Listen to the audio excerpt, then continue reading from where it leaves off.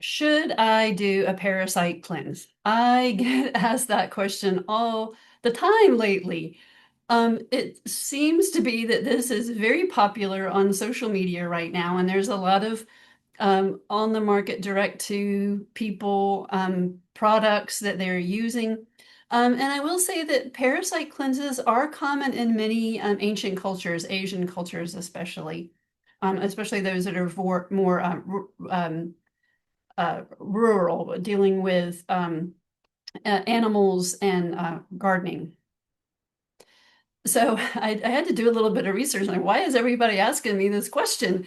So there seem to be a lot of TikTok and Instagram trends, influencers that are promoting cleanses as the hidden cure for everything that ails us, fatigue, brain fog, bloating, mood swings, and even some celebrities are endorsing and sharing their benefits of their parasite cleanses. And do it yourself at home kits. And remember that these people are often making money from these promotions as well.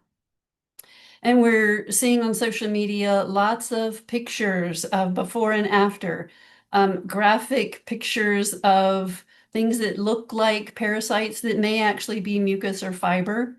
But we have to remember this kind of bloating that we see in the picture. We have to think about other things like endometriosis or irritable bowel syndrome, but more importantly, overgrowth of other organisms like yeast. And we're going to talk a little bit about that. I frequently hear, I did a parasite cleanse and now I feel worse than before. So let's talk about parasites. They are real.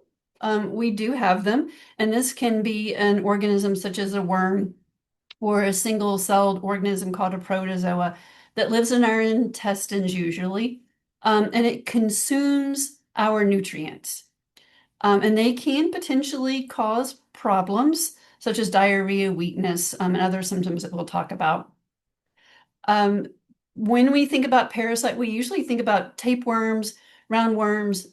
Pinworms are very common in children, and they spread like wildfire throughout a home, even to adults.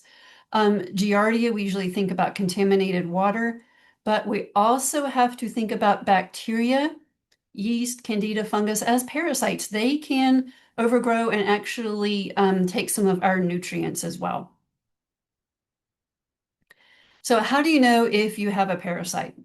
Often we'll talk about symptoms, the chronic bloating, diarrhea, constipation, gas, nausea. Remember, there's a lot of other things that can cause this as well.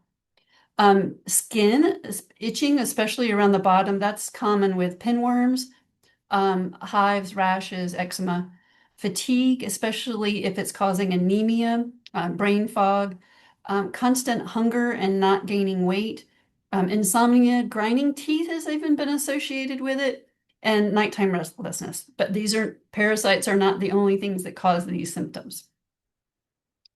There are some tests that we can do. Through LabCorp, we can do an ova, which is the egg of the parasite and looking at them in a microscope. This is what we were taught in medicine, but it's not really very sensitive because you have to catch the little critters in that little bitty sample that we're looking at in the microscope. Frequently for pinworms, we'll do a tape test in children. So if you have children that have an itchy bottom or maybe even are picking their nose, sometimes when they go to bed, you put clear Scotch tape on their little bottom if they'll let you. This sounds gross. I know this is graphic. The worms sometimes come out at night. They stick to the tape, and then you take off the tape the next morning and you can see the worms. And they are visible with a naked eye. They're like tiny little pieces of rice. More commonly, when I'm looking at a blood test, I might see that someone's white blood cells are a little bit off, particularly something called eosinophils or basophils, or I want to see if they're low in iron, if they're anemic. There are other stool panels through LabCorp, more and even better ones through private companies. But again, these little organisms are hard to find. They're hard to diagnose sometimes. But remember, it's all about balance. So much of what we talk about in functional medicine is balance. it has been proposed that some parasites, even worms, are beneficial to humans. Sometimes for some inflammatory bowel diseases like Crohn's, ulcerative colitis, not me, but other practitioners are therapeutically using very specific worms that come in, balance the gut immune system, and then leave. So not all of these little worms are harmful. But what we have to remember, it's overgrowth that is the problem. And when we get too much of any one thing, that's when we have a problem. I'm going to give you an example. In my practice, we frequently talk about yeast or candida overgrowth. Remember, candida is something we all have in our gut. It benefits us. It helps our immune system. It helps fight other organisms. It helps us absorb nutrients, especially iron and zinc. It helps regulate our digestion, and it does help with brain and mood support. It's high in vitamin B. But when we get too much of this, that's when we have bloating, gas, bowel changes, weight changes, rashes and itching and brain fog and mood changes. Now, these symptoms sound a lot like the ones we talked about with worms or other parasites. So balance. So back to that question. I did a parasite cleanse and now I feel worse than before. But why? So think about a garden, and our gut is a very rich, fertile field. We're wanting to grow diverse organisms. We're wanting to have a beautiful garden in our intestines. And just because we go and remove the weeds, that's just the first step. So we can't go in and remove the weeds and be disappointed that we don't have a beautiful garden after just that one effort. We have to plant seeds. We have to water the garden. And same thing with our gut. Just by removing the parasites, we can't expect everything to be better with that one step. So often people who say, I feel worse after a parasite cleanse, we have to think about other steps.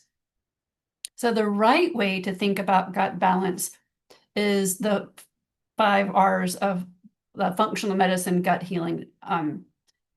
Number 1 is to remove. Remove whatever harms your gut, whether it's processed food, sugar, alcohol, foods that you may be sensitive to, like gluten and dairy, and balance the overgrowth of organisms, whether it's candida, bacteria, or worms, and remove those environmental toxins too, because we have to remember they also affect our gut.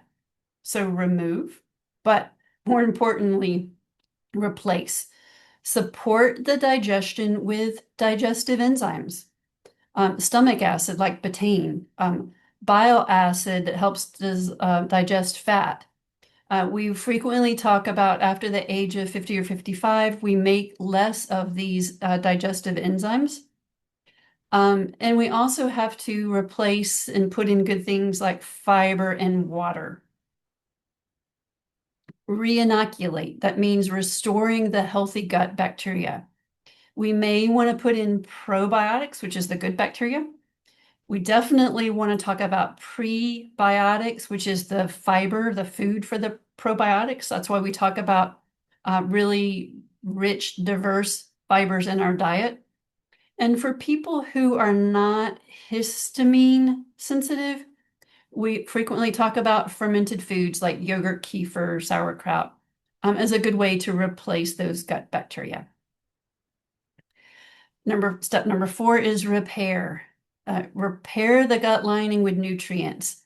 We can't see the inside of our gut, but we frequently think about our skin. We put lotions and soothing things on our skin, like aloe vera if we burn it. Slippery elm is something that we can also take to heal our intestines. We can take aloe vera orally as well.